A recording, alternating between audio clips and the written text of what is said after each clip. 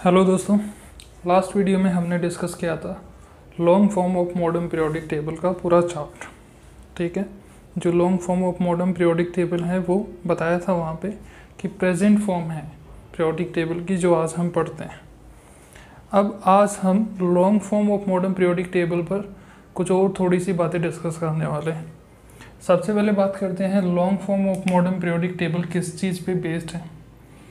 तो कल भी ये चीज़ डिस्कस की थी कि ये इलेक्ट्रॉनिक कॉन्फ़िगरेशन पे बेस्ड है, और जो long form of modern periodic table थी उसमें एलिमेंट्स का अरेंजमेंट है इन increasing order of their atomic number. ठीक है, तो लिख लेते हैं इस चीज़ को। Based on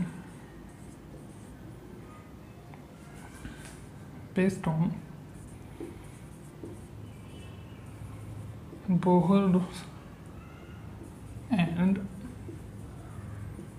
Curie's electronic configuration concept, Bohr और ब्यूरी के इलेक्ट्रॉनिक कॉन्फ़िगरेशन कॉन्सेप्ट पर बेस्ड थी। इसके अलावा एटॉमिक नंबर पे बेस्ड थी, एटॉमिक नंबर पे बेस्ड थी। एटॉमिक नंबर पे किस तरीके से बेस्ड थी, जो एलिमेंट्स थे वो पीरियोडिक टेबल में कैसे अरेंज थे in increasing order of atomic number. इस चीज़ को लिख लेते हैं, elements are arranged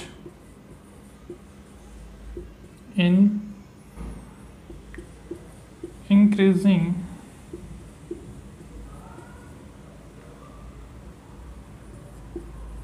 order of their atomic number। ठीक है, जैसे जैसे एटॉमिक नंबर के इंक्रीजिंग ऑर्डर में अरेंज थे।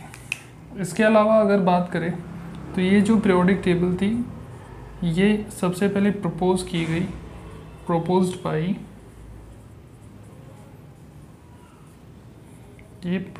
गई रैंग और वर्नर द्वारा।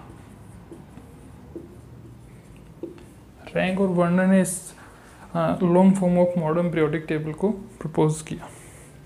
अब इस पीरियोडिक टेबल में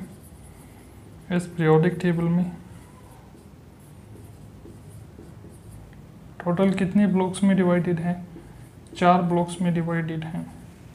ठीक है, एक है एस ब्लॉक,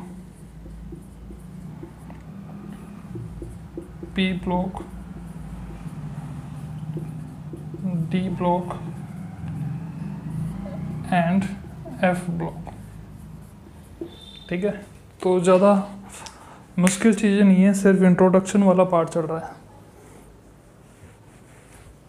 तो 4 ब्लॉक्स में डिवाइडेड हैं, एस, पी, डी और एफ। अब जो एस ब्लॉक था, एस ब्लॉक में जो एलिमेंट्स आएंगे उन एलिमेंट्स में लास्ट इलेक्ट्रॉन जो होगा, लास्ट इलेक्ट्रॉन वो एंटर करेगा एस ऑर्बिटल में। लेकिन खास बात ये है, ये एस ऑर्बिटल किसका होना चाहिए? वैलेंस सेल का होना चाहिए, ऑफ वैलेंस सेल। ठीक है, एस ब्लॉक एलिमेंट्स में लास्ट इलेक्ट्रॉन कहाँ पे? एस ऑर्बिटल में एंटर करेगा या एस सबसेल में एंटर करेगा, लेकिन वो वैलेंस सेल का एस ऑर्बिटल होना चाहिए। सेकंड अगर बात करें पी ब्लॉक में, लास्ट इलेक्ट्रॉन कहाँ पे एंटर करेगा? Last electron enters in P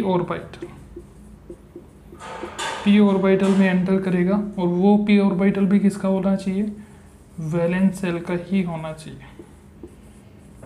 ठीक है, जो लास्ट इलेक्ट्रॉन है वो पी ऑर्बिटल में एंटर करेगा और वो पी ऑर्बिटल वैलेंस सेल का होना चाहिए।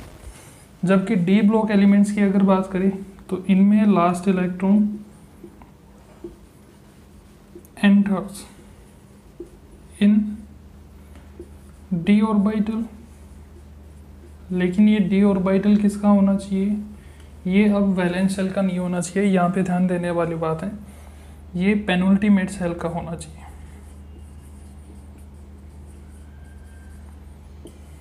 ठीक है, पेनल्टीमेट सेल सभी जानते हैं। एटम में जो सबसे लास्ट वाली सेल होती है, सबसे बाहर की ओर, उसे हम वैलेंस सेल बोलते हैं। फिर इससे अंदर की ओर, जस्ट अंदर की ओर, इसे पेनल्टीमेट सेल बोलते हैं। और सबसे अंदर वाली या पेनल्टीमेट सेल के अंदर वाली सेल को प्री पेनल्टीमेट सेल कहेंगे।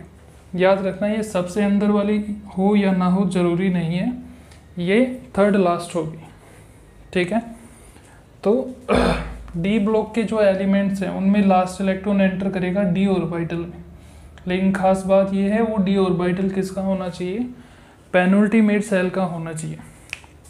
इसके बाद एफ ब्लॉक की अगर बात करें, एफ ब्लॉक एलिमेंट्स की, तो यहाँ पर last electron enters in F orbital, F orbital में एंटर करेगा। और ये एफ ऑर्बिटल किसका होना चाहिए, F orbital of pre penultimate shell का होना चाहिए।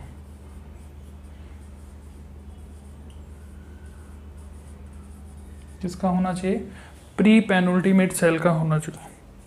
तो कुछ इस तरीके से बोहर और ब्यूरी ने इलेक्ट्रॉनिक कॉन्फ़िगरेशन पे बेस्ड है ये पूरा long form of modern periodic table. देखो, लास्ट इलेक्ट्रॉन अगर एस ऑर्बिटल में एंटर किया तो वो एस ब्लॉक में गया। लास्ट इलेक्ट्रॉन अगर पी ऑर्बिटल में एंटर किया तो पी ब्लॉक में गया। लास्ट इलेक्ट्रॉन अगर डी ऑर्बिटल में एंटर किया तो वो डी ब्लॉक में गया। लास्ट इलेक्ट्रॉन अगर एफ ऑर्बिटल में गया तो एफ ब्लॉक का ये एलिमेंट हो गया। लेकिन ध्यान रखना है, डी ऑर्बिटल में इलेक्ट्रॉन वैलेंस सेल के डी ऑर्बिटल में एंटर नहीं करेगा, वो पेनल्टीमेट सेल के ऑर्बिटल में एंटर करेगा। और एफ ब्लॉक में जो है वो एफ ऑर्बिटल कहाँ का होना चाहिए, प्री पेनल्टीमेट सेल का होना चाहिए। ठीक है, तो इसीलिए बोला ये बोहर और ब्यूरी के जो इलेक्ट्रॉनिक कॉन्फ़िगरेशन कॉन्सेप्ट है उस पर बेस्ड है। एटॉमिक नंबर का कल मैंने आपको समझाया था कैसे increasing order of atomic number में एलिमेंट्स अरेंज होते हैं। यहाँ पे अगर नेक्स्ट बात करूँ तो यही पीरियोडिक टेबल हॉरिजॉन्टल रोज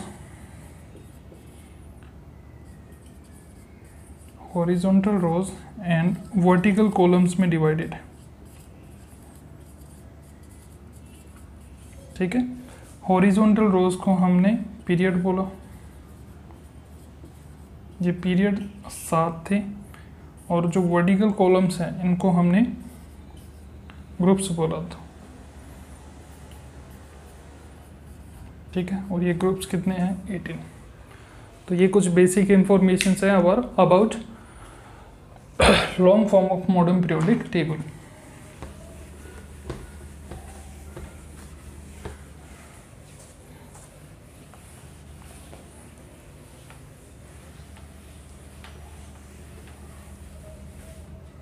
ठीक है, नेक्स्ट बात करते हैं पीरियड्स की।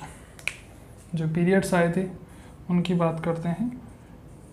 पीरियड कितने थे टोटल, 7 पीरियड्स थे।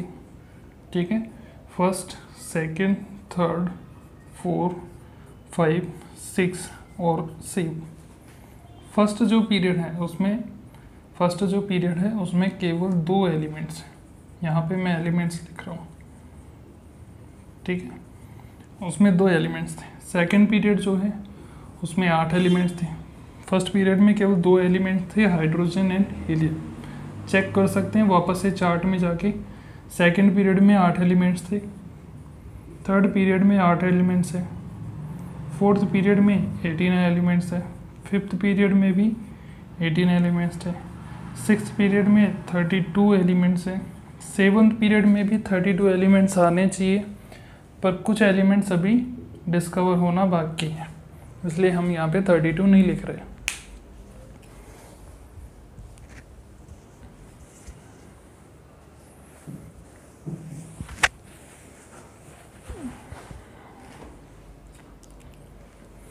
अब देखते हैं ये जो पीरियड्स हैं।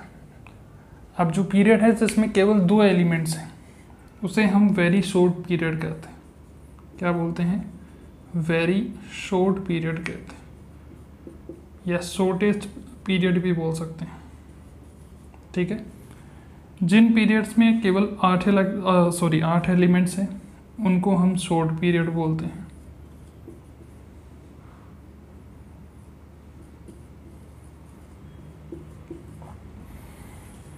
जिन पीरियड्स में 18 एलिमेंट्स हैं उनको हम बोलते हैं लॉन्ग पीरियड्स।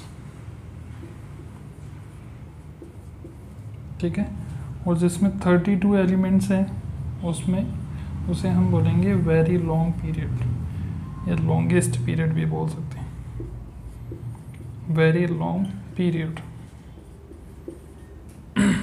अब बात करते हैं 7 पीरियड की। 7 पीरियड भी वैसे तो होना चाहिए वेरी लॉन्ग पीरियड, क्योंकि इसमें जब भी एलिमेंट्स फिल किए जाएंगे तो वो कितने होंगे 32, पर अभी इनकम्प्लीट है, कुछ एलिमेंट्स अभी यहाँ पे फिल करने बाकी हैं, तो इसको हम बोलते हैं इनकम्प्लीट पीरियड।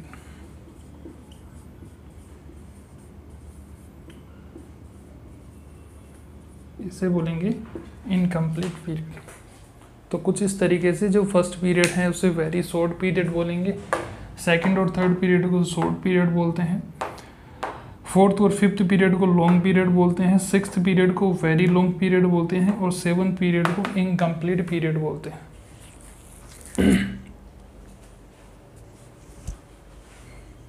चलिए आगे डिस्कस करते हैं।